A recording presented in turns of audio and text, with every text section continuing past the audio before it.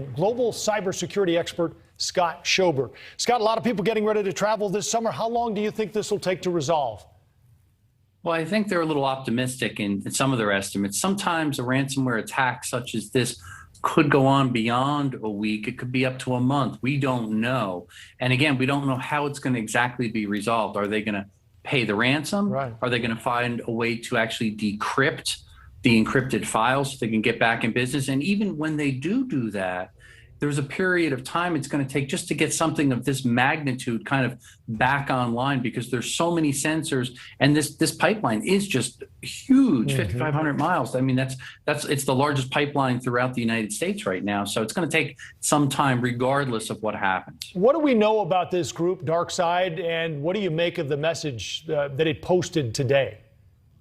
Well, I think certainly it's interesting. Again, we hear this again and again, Chinese or Russian, and mostly Russian lately with a lot of these attacks, especially after all we heard with the solar winds, which was a devastating attack that we're still feeling all the repercussions from. In this case, one thing that I found very interesting, it was clearly Russian software. And even as they start analyzing the code, they're realizing that there's some lines of the code that says, if they realize that any of the language that comes up is Russian or other Eastern European countries, that it's okay. So you could see clearly quick ties to Russia again and again throughout this code.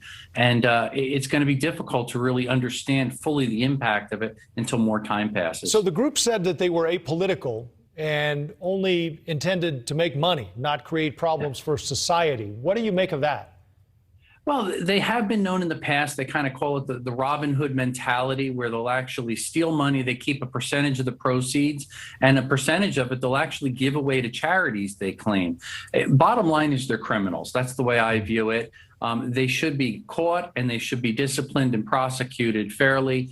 And held accountable for what they're doing, because this is something very serious. I start to anticipate this opens the door, Pandora's box, to other attacks, maybe not necessarily to another pipeline, but what about refineries? You look at the 135 major refineries just throughout the United States with valves and sensors, and these companies that control the pipelines and refineries, about 85% of them are actually private companies.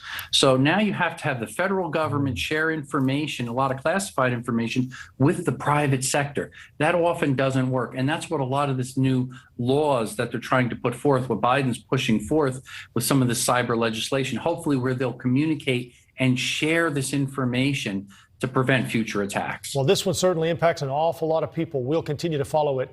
Global cybersecurity expert Scott Schober, thanks for your time tonight. Thank you. Thanks for having me back. You bet.